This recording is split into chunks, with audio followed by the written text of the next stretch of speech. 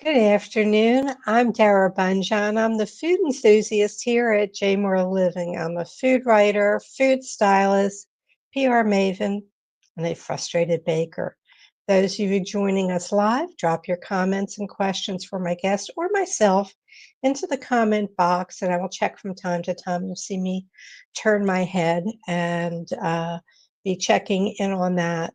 Today's guest is Ken Albala, food historian, professor of history, author of 29 books on food, including academic monographs, single subject food histories, cookbooks, encyclopedias, handbooks, anthologies, translations, many tracing food history back to the 1200s and earlier.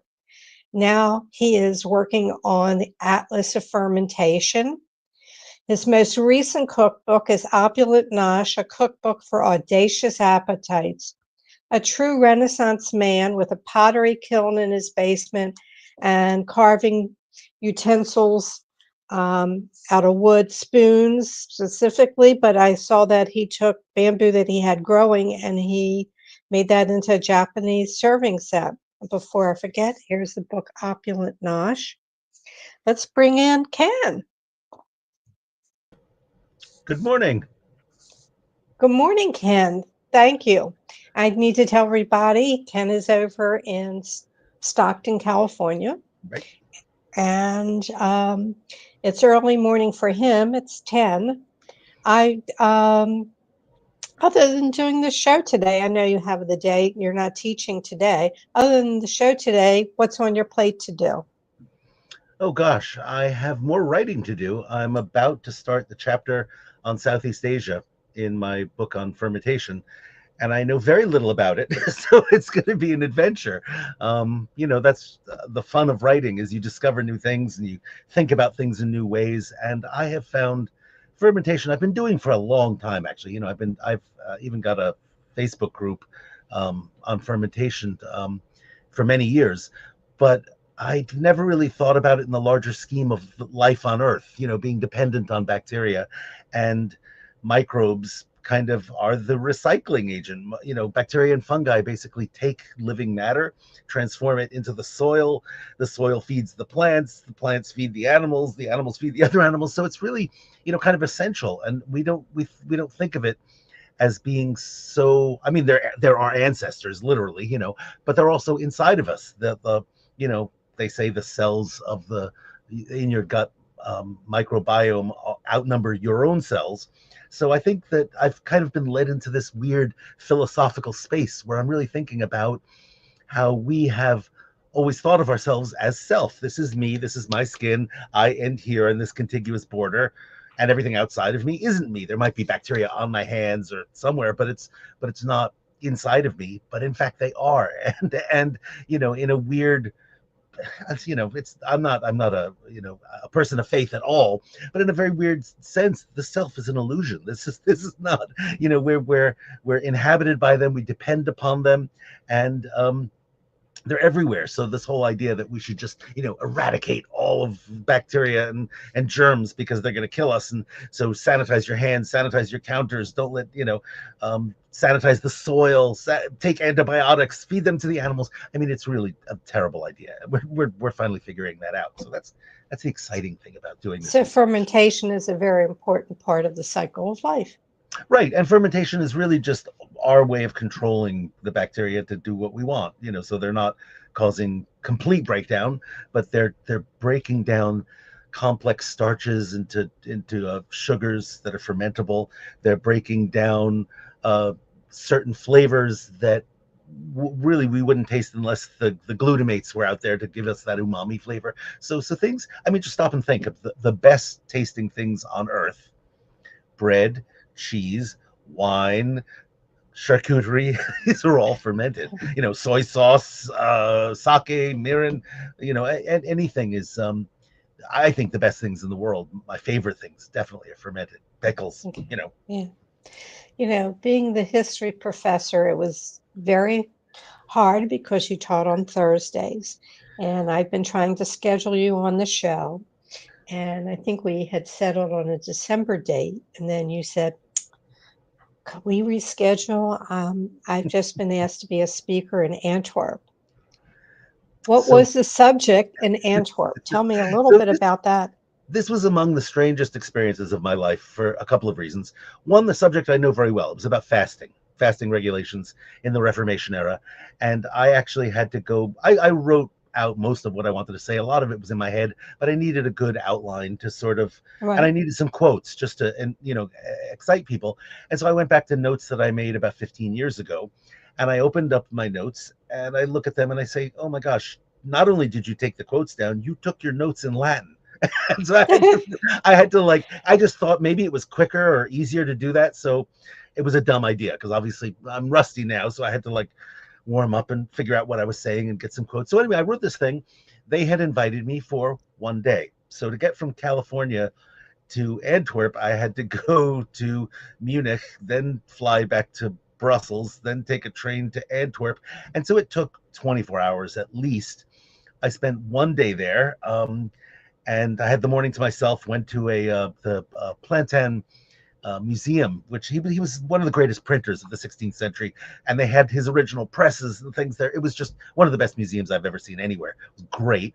And then I did a sort of workshop with them, and then spoke in the evening, and then in the morning got on a plane and came back. So I was literally there for one day, which was crazy. I'm not doing that ever again. But Antwerp is just such a delightful city. I happened to arrive at night when the Christmas market in front of the cathedral was open, and so had a glass of glühwein and had some frites. It was just like, okay, this made it all worthwhile. This is perfect. It's all about the food, isn't it? I Yes, it mean, always. Yeah, wherever I schedule, it's like, where am I gonna eat? What yeah, am I gonna yeah, get? And I understand that. We are not far, we're akin in that way. yeah. Um, I always sort of ask people about their family table. Tell me about yours and growing up.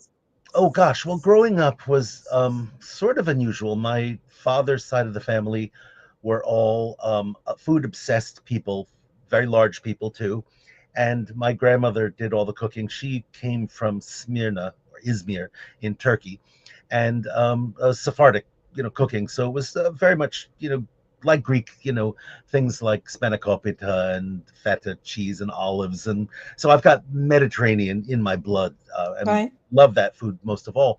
But as it turns out, my mother is a terrible cook. So was a terrible cook, and she didn't really have any interest in cooking. She was great at making reservations, but like during the week, it was just sort of convenience food. And she was born in the Depression and grew up in the post-war era, and everything was about convenience and instant this, frozen that. And she fed me a lot of junk food. I mean, devil dogs and things like that. So I did not grow up with a healthy diet at all, and I did not grow up really liking much. Okay, well, here he is. He's Oops, sorry. back.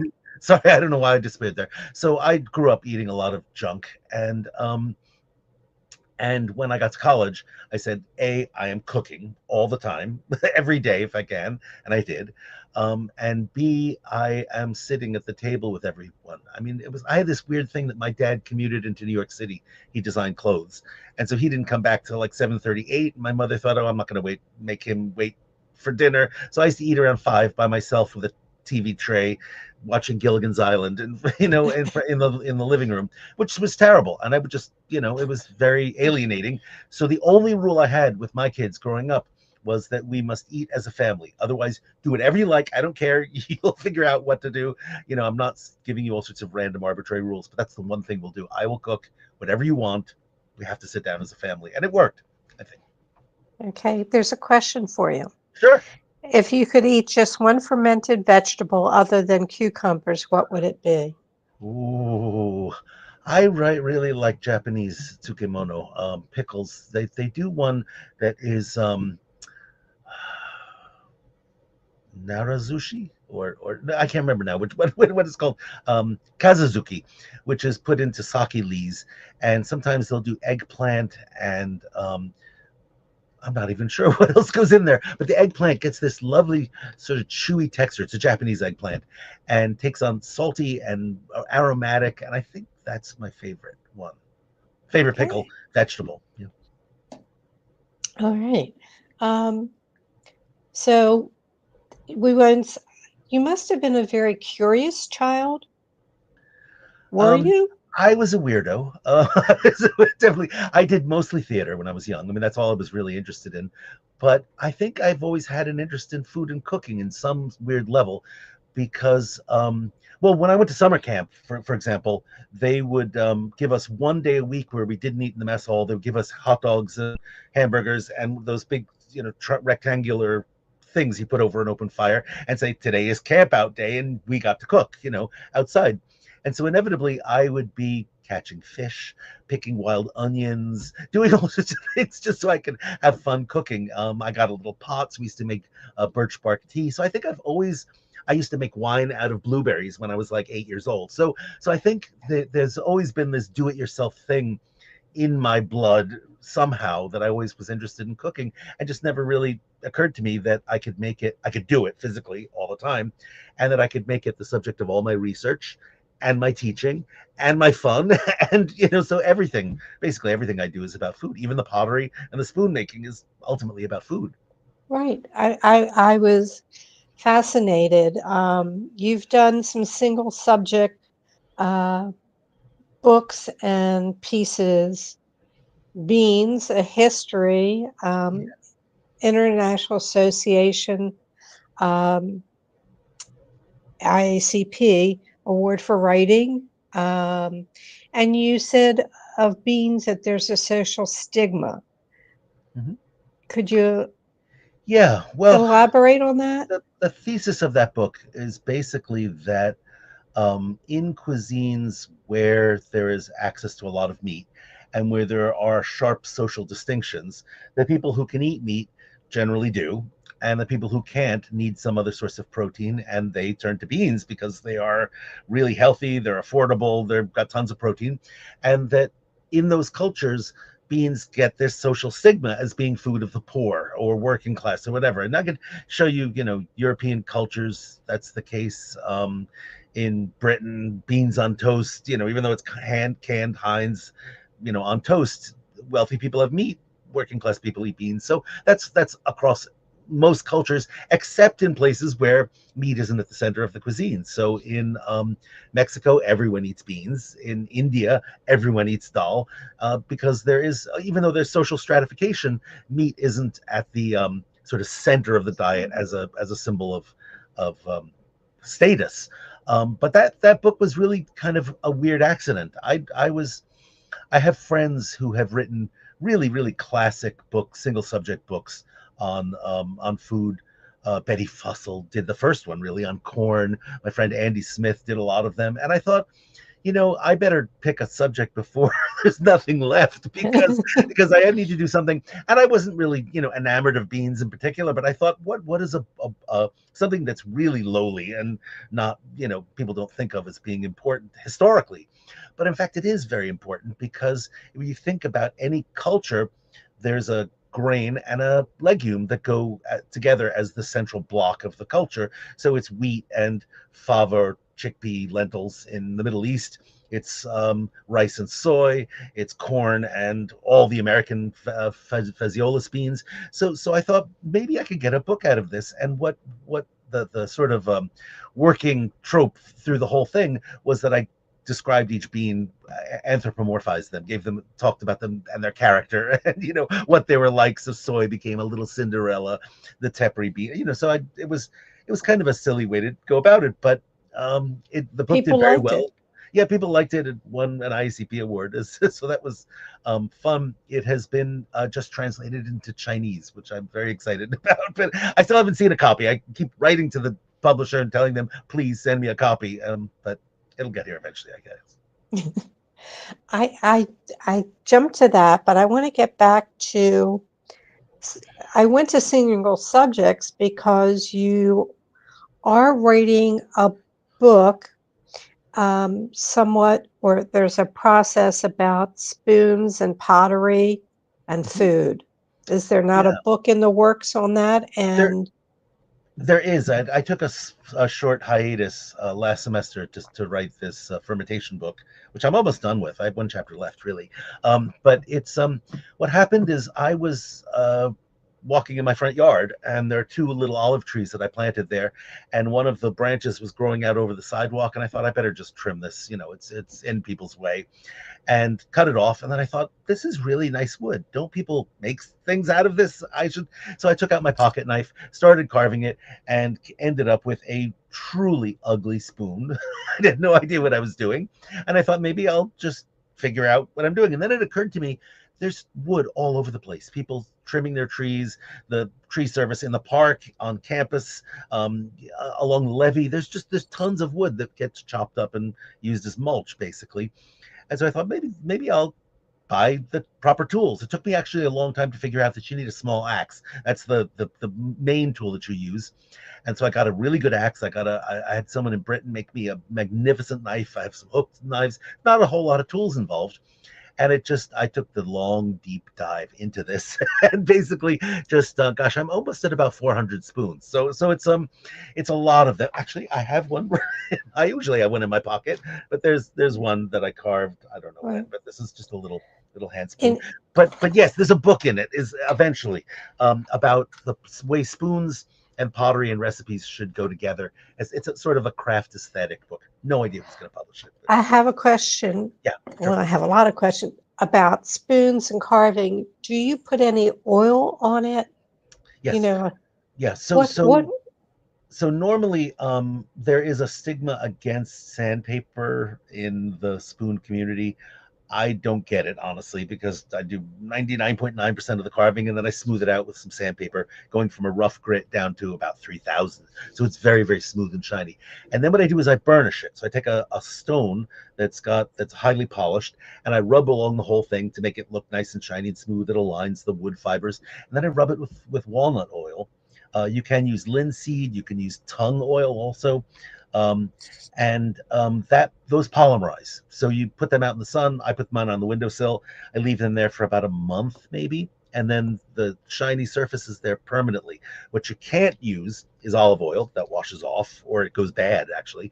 And you can't use mineral oil either. That even though it's lovely for your cutting board and stuff, mineral oil washes off in the first use. So, and obviously you can't use plastics or anything like that. But walnut oil so works fine. I'm on a personal kick because I have some bamboo cutting boards that I'm using mineral oil on, Yeah. and it seems to go. It's fine. So It's not going to harm you. It's totally neutral.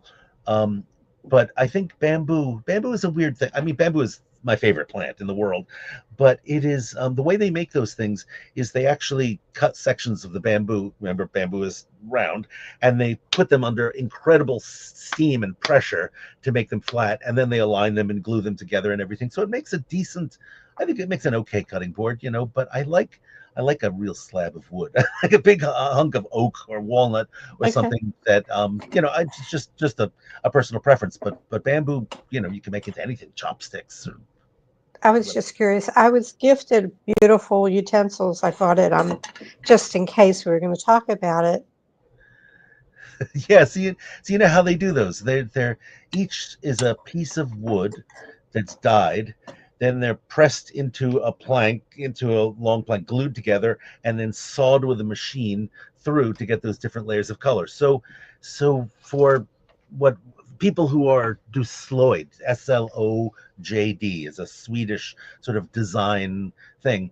You never use a machine anywhere near it. Even I think people prefer to solve the stuff themselves.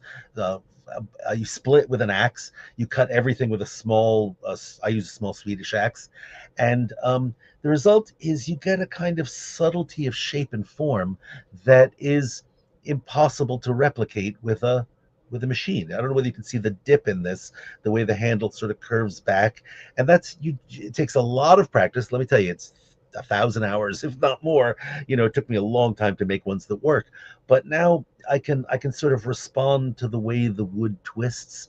I understand sort of different woods behave differently. Some shred when you force them, and this is all green, by the way. This is a fresh wood that you're cutting. Once it's dry, it's actually really, most woods are really hard to carve. So it's its own craft art form, I guess. That's Yes. the only way to put it. Well, I was just curious. I've led you down a path away from It's okay. food. It is all Food. food. It's all about It's food. all food. It's all food. And before we went on air, you were telling me about breakfast and what you have, and that every other morning you have noodle soups. You did a book on noodle soups. Did I did it was such a fun book to write, because I decided that I was going to make noodles out of everything on earth that I possibly could. Let me give you an example of something you'd never think of putting in a noodle: artichokes. You have to cook the artichokes. I used baby artichokes, then dehydrate them, then grind them up, then add them to equal part of flour with egg, and they taste like artichoke because it's half, this concentrated artichoke flavor. Put it in a broth made of artichokes, add sliced artichokes in there, just out of fun. And I basically taught myself how to do pretty much every noodle in the world. I'm not great at doing the, The lamien, big the pulled stringy noodle. thing. The Yeah. pulled noodles are take a lot of skill, but I have a simplified recipe in the cookbook that is, you pull each one, and I saw a woman in Slovakia doing this, and I thought, okay, this is a real thing. Very easy to do. I've done workshops with children even, and they make noodles by hand without even thinking of it. Can I do this? Is this is too difficult? I mean, what annoys me is that there are people, well, if you look on Amazon, look at the reviews. There are people who said, "I'm never going to make noodles by hand. Therefore, you get this, you get a low grade." I'm like, you're Why? blaming me for your lack of skills, really? I mean, and I realize that I write for people who are proficient. I'm not writing for beginners. I'm not writing for people who are afraid of going in the kitchen and using a knife. And I think those cookbooks are becoming much more rare.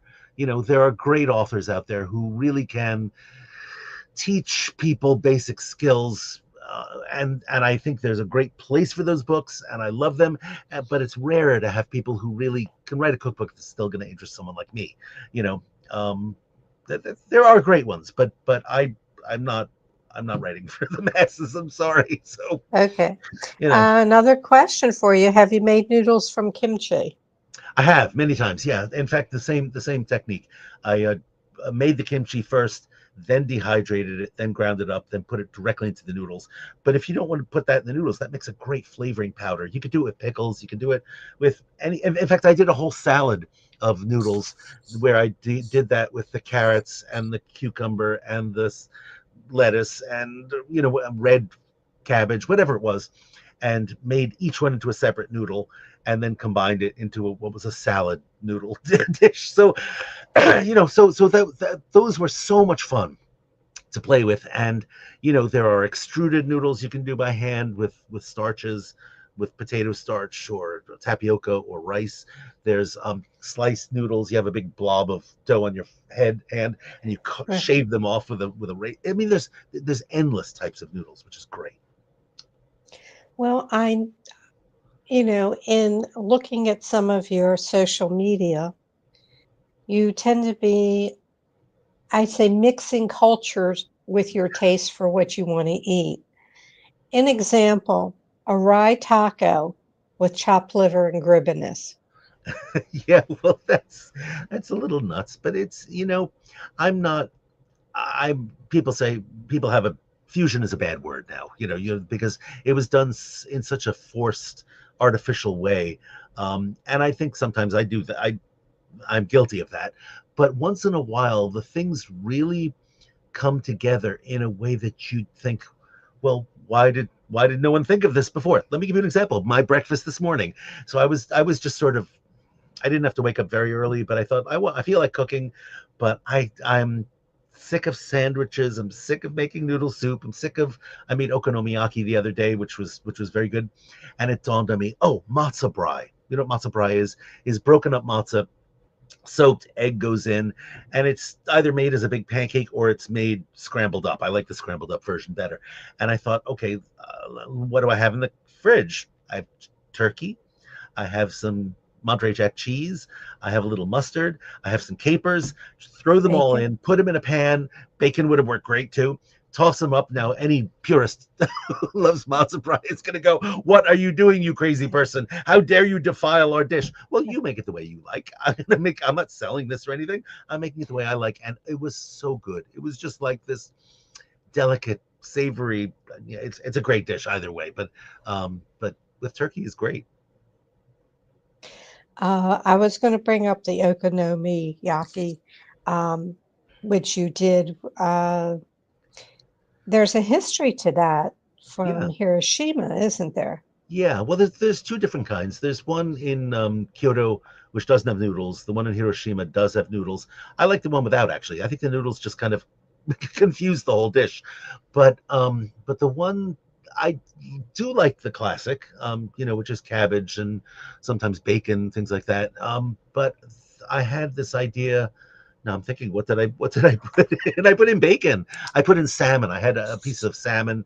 I just browned that in the bacon grease, broke it up, put it in, added baby bok choy, and the whole And thing. cottage cheese. And cottage cheese, right? And you know why? I was in shopping, and someone said my supermarket just changed hands, and someone said, "Oh, but you have to look at the cottage cheese selection." And I never buy cottage cheese; it's not on my radar. I don't even think about it. And I pulled this one container all down, looked at it, said, "All right, let's see what's this all about." It is magnificent. It's sour. It's fermented. It's like one of my favorite things in the world now. And I just tried it the other day, and I thought, I mean, you've had cottage cheese pancakes, haven't you? Like you put cottage cheese in the batter and you make pancakes. They're really good. That's a classic thing. And I thought to make this fluffier, I'll just add some of this cottage cheese. It's great. Yep. The You've written numerous articles or been called upon for your opinions, Washington Post, New York Times, and the there's a recent article you did on sporks. Yeah. So Care this to elaborate? yes, so it was an invitation of this editor at Zocalo Square, and I don't know, maybe I said something about sporks or whatever, and she said, "Could you write a piece for us about this?" And I was like, "Oh, that would be fun." And it took me maybe half an hour. I don't know. I just let it go, and wrote basically that the spork was the worst invention ever on earth, apart from the fact that it's plastic and you throw that in the garbage. But sporks actually don't work. I think, for soup, the liquid dribbles out. If you're going to eat something, you actually have to stick with a fork, and the prongs are too short. It's just a stupid utensil, and I think that they give it to people at restaurants because so they don't have to give you a fork and a knife, or a spoon and a knife, or whatever. They just give you one thing and say, "You deal with this and figure it out." And I just, I'm against plastic in general, but sporks are just heinous. And of course I'm talking about making wooden spoons and so forth. So what was funny about this is I got paid $150 to do it, which I really get paid to do that kind of writing, and that was lovely. And then the Guardian picked it up, the Guardian is a great paper. It's one of the, maybe the last standing, you know, um, liberally minded paper left. So that was delightful. They cut it up a lot, and they moved things around, and they gave Right. it a very weird title. And then it got picked up by the Saturday Evening Post. I didn't know that still existed. I thought that went out years ago, but apparently there's still a Saturday Evening Post that's even in print. I mean, we're talking Norman Rockwell. Right. that was delightful. So it's just delightful things that happen like that are just random, but I don't know. It makes I me just want to write more like that, right. write short pieces, opinion pieces. Right. I just want to let people know that all Ken's books, the link to his page in Amazon is up. His Facebook is ken.albala, and on Instagram, it's Ken Albala. No dot in there. So if you want to follow him on either or, it is enlightening. Um, I want to Thank you. go to Opulent Nosh. Yeah. For those who don't understand what nosh means or is, you want to give them a little bit Yeah, of the Ken Albala definition of nosh? sure. So a meal is when you actually cook something, sit down, intend to eat it, know what you're eating. A snack is when you do it completely mindlessly and you just sort of throw something in your mouth and take it right from the bag. You eat it or put it in a bowl, whatever. A nosh is in between the two. It's careless eating, but it's more elaborate. It's something. So a bagel with a schmear is a nosh, right? It's not a real meal, but you eat it. It can be mealtime. It can be anytime you want. It could be eggs for dinner. It can be a pork chop for breakfast. It doesn't matter. But you have to, if you think about it that way, as just a very casual, incidental thing, not a full meal, then it has no calories. So you don't have to worry about it, right? It's just I'm just noshing. I'm not really eating. So what happened? Let me tell you the true story of this book because it's actually kind of bizarre. Is I set out to make a breakfast book um, because I love bread. It's my favorite meal to cook for because I can do whatever I want. I'm not cooking for anyone else. I can experiment. I can play. I can just so breakfast is my thing. And I shopped this around to agents, and all of them said, breakfast? No breakfast. We're not ever publishing a breakfast book. How could you even suggest such a thing, you madman? And no one eats breakfast. Everyone has cereal, and they eat what they want, and they're not going to cook anything. You're crazy.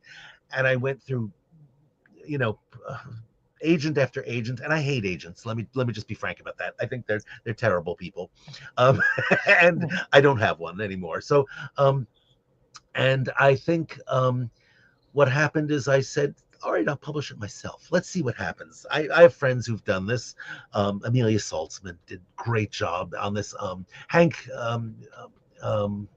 Shaw published all his own hunting books, and they're magnificent. And he did a great job with them. I thought, how difficult can this be? And then I realized, okay, I don't know how to do distribution and marketing. I'm not keeping a pile of books in my garage and mailing them myself. I'm not dealing with with production. I was actually a production editor for a year in New York before getting another for my graduate degree. I'm not doing that. No way on earth. So I just sort of thought, all right, maybe I'll do it easily on Amazon. Maybe I'll do this. I started this was during the pandemic. So, and I was talking about it, and a very old friend of mine from publishing, who now works for the University of Alabama, said, we'll publish it. I was like, okay, you got it. You do everything. I never want to look at this thing again. And 3 years later, it appeared in print. So it took them a really long time. And they said, I had it in the interim said, okay, I'm not marketing this as a breakfast book. I'll just take the word breakfast out of every line and put in the word nosh, and let's see if it works. And it did. So that was, the stuff in there is the sort of things I eat for breakfast. No one else in the world does, but for noshing, I think it works. And the recipes are they're off the wall. I mean, they're you all remember what it meant during pandemic when you were locked up and had nothing to do, and you started cooking out of frustration and anger. And so there's things there that I look at and go, did you really do that? and, Well, and the I other think thing, the the other first, really hilarious thing, let me add one more thing, is that sure. I thought, all right, I know why agents don't like me because I don't like cooking times and exact measurements and all this stuff. And I say, when you're cooking, just throw in what you like. I know baking takes exact measurements, but most of cooking is get a chicken breast. Don't tell someone it's got to be 6 ounces because what if there's only an 8 ounce or there's only a 4 ounce? But just cook what you have. It's not going to make a big difference. Learn how to cook first. And so for this book, I said, nope, I'm going to measure every single thing out. I'm going to I'm going to test everything rigorously, and I did. One of those recipes, gosh, I did 12 or 13 times. It was until I really got it where I wanted. Some things Which one was that? oh gosh, I think it was it's a wrapped Chinese noodle that has fillings in it, and I did it in the microwave, and it was a friend who suggested that I do it in the microwave. I think it was Rosie Song, if I'm not mistaken. Someone suggested that I do this, and I 2 or 3 shots after that, I finally said this works great, and it's I'm forgetting the word in Chinese now what it is, but it's like a big fat rolled noodle that has scallions and shrimp and things in it. It's great. It's delicious. I just want to tell everybody the first recipe is octopus on toast. That is the first recipe of the Yeah, book. This is, if you're a beginner, nope. I think this is my purple potato. lefse. Let's see. Lefse was really. It's not a hard dish to make at all. If you're Scandinavian, you know what lefse is.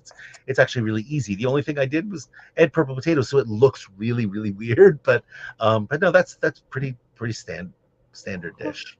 So it, and your anecdotes just as right now, you can see why you're a great lecturer and a professor, and the students, you can go back to, you did a lecture on recipes found by Leonardo da Vinci in Leonardo da Vinci's library.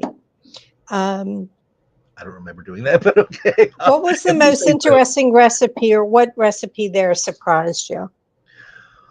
Well, I have to say the most dramatic, bizarre thing I have ever cooked was there was a TV program called Eating History, not Tasting History. That's Max Miller's show, which is great, and go see that. It's on YouTube. I've been on a couple of episodes too, but this is called Eating History, and they decided that they would eat old products like old boxes of crackers, old cans of food, and everything.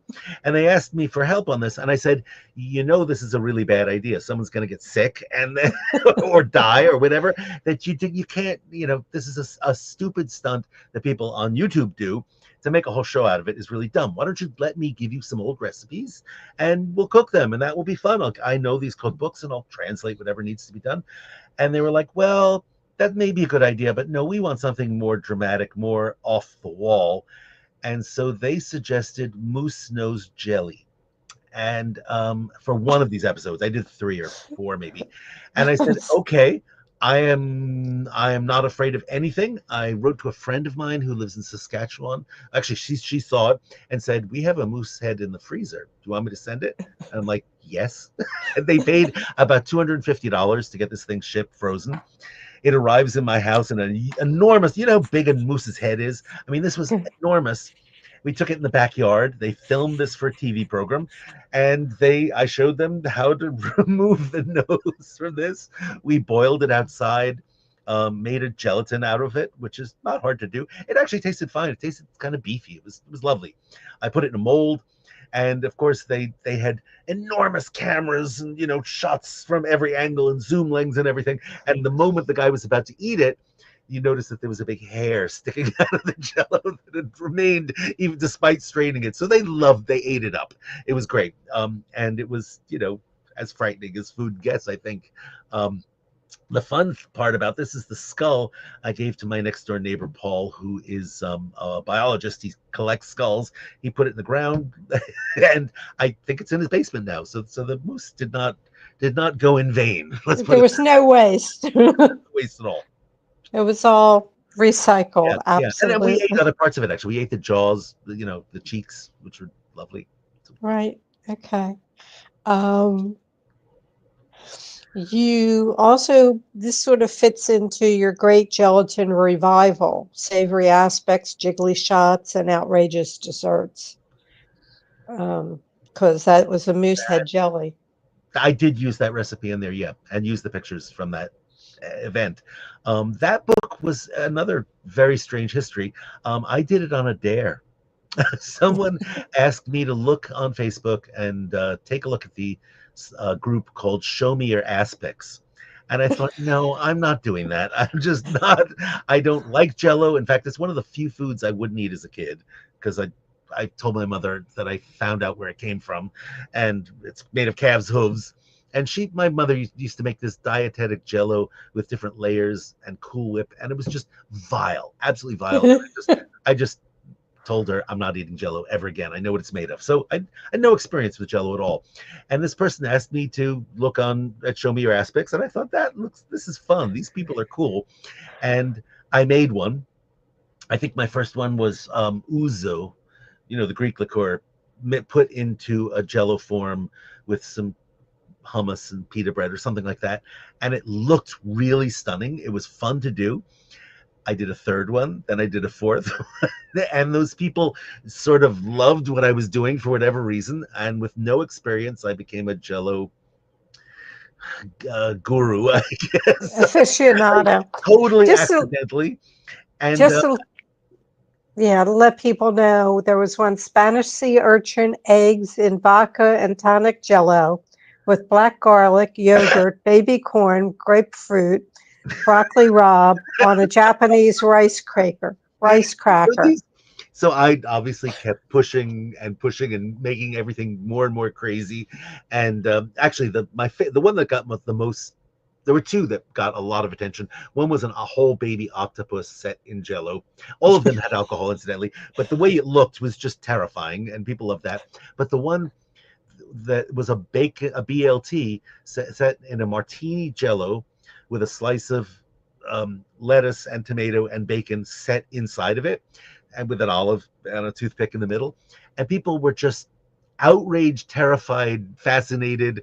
And I've seen that image stolen by other people all over social media for a couple of years after I did it, which is fine. I'm not complaining about that.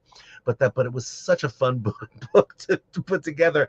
And the minute it was published, I said, I'm not making Jello ever again. Again, I right, don't. I've right. done it. Maybe once or twice I have, but people sometimes ask me what happened. I thought you were so into Jello, and I'm like, no, I don't actually like Jello. Well, I want to tell people again, remind them to find the books. The link is up here. You can find Ken on Facebook, Instagram, and he's Ken Albala, um, uh, blogspot.com. So you have a blog. Yeah, That link yeah. is up here I as well. haven't written on the blog for a long time, Well, but back when blogging was the thing, I there's a know few I hundred had. entries. I'm trying to move to subs. I'm on Substack now. I just haven't done it yet, and I don't really want people to pay for anything that I write. And frankly, I don't want to pay for the dozen people I'm following there, even though I love them dearly. I'm like, all right, how many things can I subscribe to?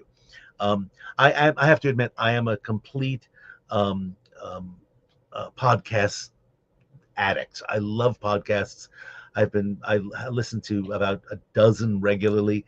In fact, I was a judge for the James Beard Award for maybe half a dozen years for the podcast award.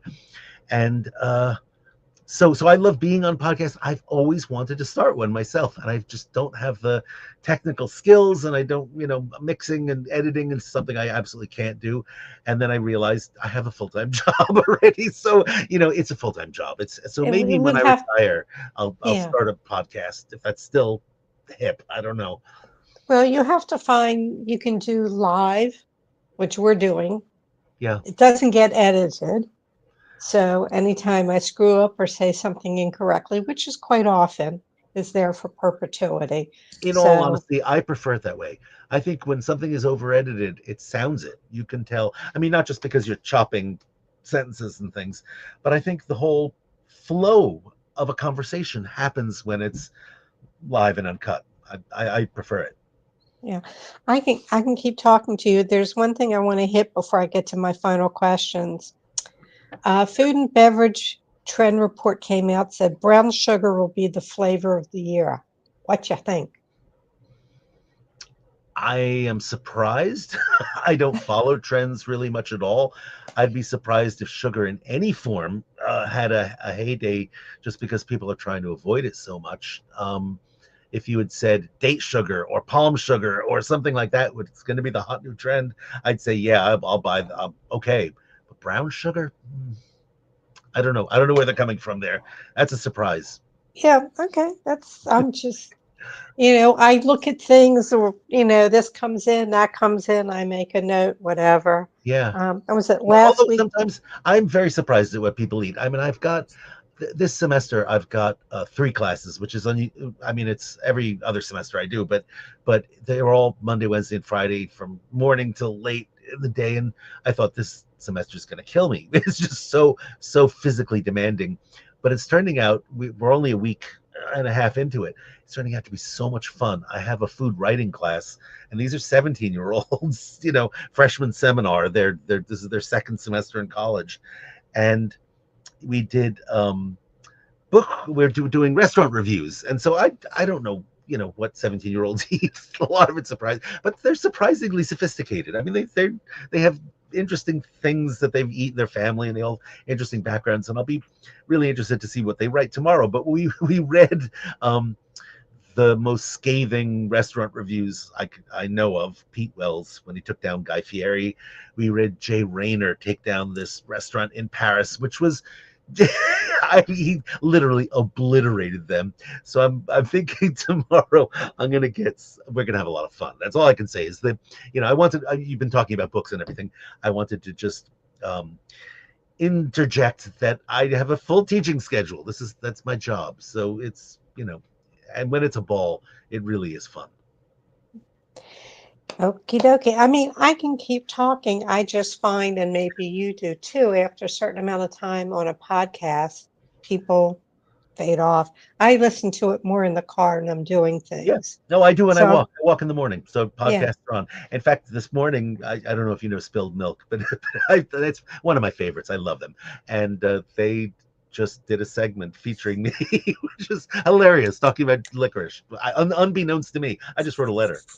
So that was fun. But I'm writing it down so I remember oh because yeah, I yeah. can't. Spilled Milk. It's really fun. Yeah. Sarah Davis says, can you set alcoholic jello on fire? You most certainly can. I did it. I made one with 100 proof bourbon, made a little round, put it on a skewer, and lit it. And I was looking at it and saying, "Oh, this didn't catch on fire. Nothing's happening." And took a picture, and then I realized blue flame was coming from it.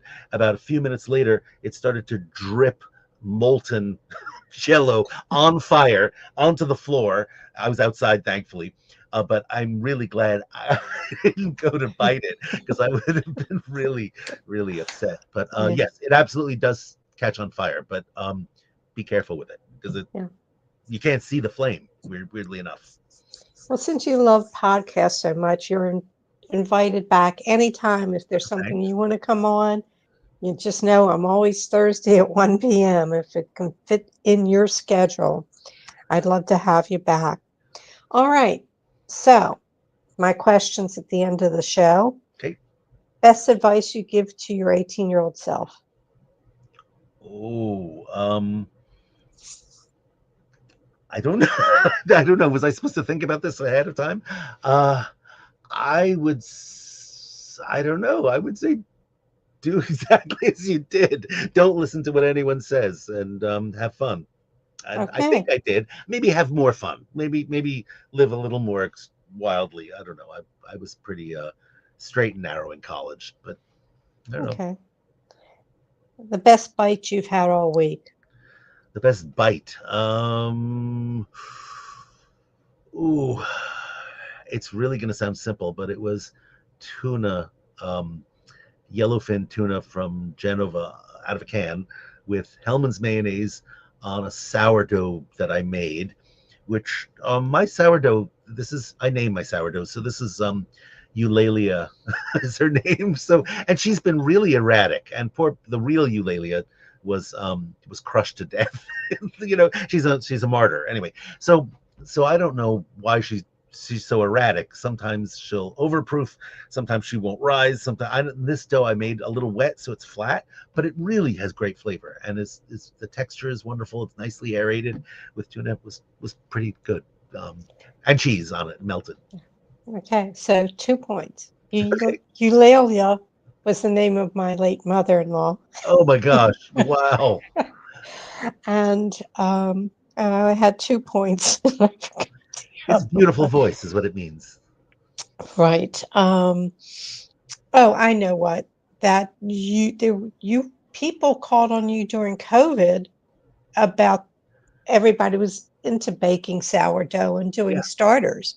So you had a lot of stories going out, or you were referred to. Yeah. So I was really, really into sourdough bread about more than 10 years ago. And I did a series of cookbooks with a person I met completely randomly. We don't even know each, we still don't really know each other well, Rosanna Nafziger. Uh, and it was about sourdough bread and doing difficult, dangerous things that people don't cook at home, called The Lost Art of Real Cooking. I did not give it that title. I would have called it Back to Scratch because I thought that was just funny and you know, I thought it was Right. good. They said, nope, terrible title. We can't use that. Oh well. Um, but that has whole sections on sourdough bread, making cheese, curing salami, doing all that stuff. And I eventually just thought I don't have the energy to keep up a sourdough anymore. And that's when COVID hit, and everyone and their brother was doing sourdough. And I thought, okay, I gave advice and stuff because I like doing it, but I was stopped for several years, and it's only recently that I've started up again, and have it Right. going. So if you know everyone else is tired of it, then I can do it again. Okay. Two things that are a must that have to be in your refrigerator. Ooh, do. There must be butter always, and I really like good butter. I mean, I usually buy Kerrygold, but I bought a French butter that I've never seen before, and I thought it was ethereal. It was you know, acidic, fermented, very high fat content, slathered on bread, was so lovely. Um, and the other thing I must have is I'm really addicted to seltzer. I can't explain why, but I always have some kind of fizzy water in there. It's LaCroix now, you know, but it could be anything. Uh, Lime flavored with a dash of rum and a little lime juice and some sugar syrup. It's a daiquiri basically, but I have that in my fridge always.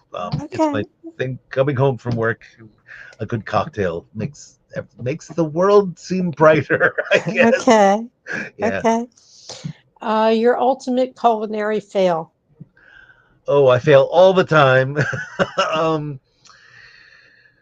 oh gosh, the one that comes to mind recently is breads that turn out flat and unrisen and weigh about 100 pounds. But the ultimate, I don't know. I don't have a disaster story. Everyone says, "Oh, I set this on fire," or "Oh, this turned out inedible." Um, my ultimate culinary failure is that I cannot make a cucumber pickle. When they're ripe in late summer here, it's still 115 degrees, and there's no way you can make a good cucumber like that. I've had made edible ones, they don't have the crunch sometimes, but the last batch that I did literally was just, they were mush. They just disintegrated. No idea why. I think the temperature's too hot, or the cucumbers may have been dipped in antibacterial soap. I have no idea what went wrong, but that was an utter failure. Okay. Okay. If you wake up tomorrow morning with a new talent, what would the new talent be? Math. I cannot add. I can't do math at all. I can do my students' grades, but I never got past pre-algebra, and it bugs me. I try. No, I take that back. No, my next new talent would, I would speak Japanese. That's what I really crave, and I hope in this lifetime I'll have time to do it. Okay, just squeeze it in. Yeah, well, why not? And what didn't I ask you that I probably should have? Oh, what foods I don't like? Well, Nothing. I like everything on earth, and it's a debility. It really is. I feel. I mean, I'm jealous of people who actually say, "Oh, I don't like mayonnaise," or "Oh, I don't like this." I actively love everything. Now there are bad versions of things. Nothing on earth is worse than a bad mussel. Ugh, gross. But mussels in themselves, I love, and yeah, I love everything, even junk food. People say, "Oh, you can eat circus peanuts or Peeps." I'm like, "Yes, bring it on." okay. Okay. I just remember something. Wasn't it you said sort of like baked goods are sort of like one tone or desserts or one tone? They're Yeah, I'm not a dessert person, and not by choice, not because of health or anything. Is I just rather eat savory things, and so by the time I'm done with dinner, I'm full, and I think like, and cake is usually, you have to admit, pretty awful. There are good cakes when they're made well, but like the super sweet, white, fluffy stuff with buttercream and there's well, I don't dislike cake, but I hate most that people make. And there's nothing worse than like a bad pastry, like a soggy croissant. God, oh, how do people eat those things? They're greasy, and you touch it, and you get like grease all over your hands. When a croissant is made well, and man, I had one in Antwerp for breakfast, and I thought this is such perfection that I Right. had to go home and start making croissants, and I came pretty close. It wasn't perfect, but it was okay. But we were in Lake Tahoe with the whole family, my son and grandchildren, and we tried to make croissants, and they looked so good. And he followed a recipe, and I was just trying to give tips as we were going along, and so they looked perfect. They were inedible. They were absolutely dreadful. So I don't know, but those are hard to do, and no one, Yeah. very few people in the U.S. know how to make them. Right. Well, it's time consuming. Yeah. Oh, it's Yeah. ridiculous. It's It's absolutely right. ridiculous. He has to Right. keep going back in and out of the fridge, and yeah. Okay. Well, I'd love to bring you back on sometime. I hope Sure. we'll do Oh, that. another book or two. Everybody, Opulent Nosh. It's fun to read, great anecdotes in it. Thanks. And I want to thank you again and let you Sure get thing. on with your day and fermentation. Yep. Yay! Here we go. All right. Thank you so much, Ken. Thanks. It was a lot of fun. Great All meeting right. you too. Nice meeting you as well. Okay, everyone. I'm sorry. I just love talking to him. He's so fascinating, and I was just thrilled to death he could be on the show. And I think we'll have him back only because I still want to keep talking to him. Um, Feel free to reach out to me via my email, which is food@jmoreliving.com, or my Instagram at Dara Cooks, or on Facebook. I have a page called The Food Enthusiast. Next week's guest is Patrick Evans Hilton, host of the Virginia Eats and Drinks Show. And he's an award winning journalist who has scribed 14 books. You can sign up at jmoreliving.com for the free This Week in Baltimore Eating newsletter. We have recipes in there, my show, interviews. It's free. Go to jmoreliving.com. Up on the menu where it says connect, click on that and fill out the form, and we'll send it off to you. I think they're doing it every other week on Tuesday, so look for that. All shows are immediately archived in video form on Jmore Living's Facebook page and jmoreliving.com. We truly appreciate it when you share our show with friends and family. Feel free to go back into our archives and enjoy past shows. May your plates always remain full. See you next Thursday.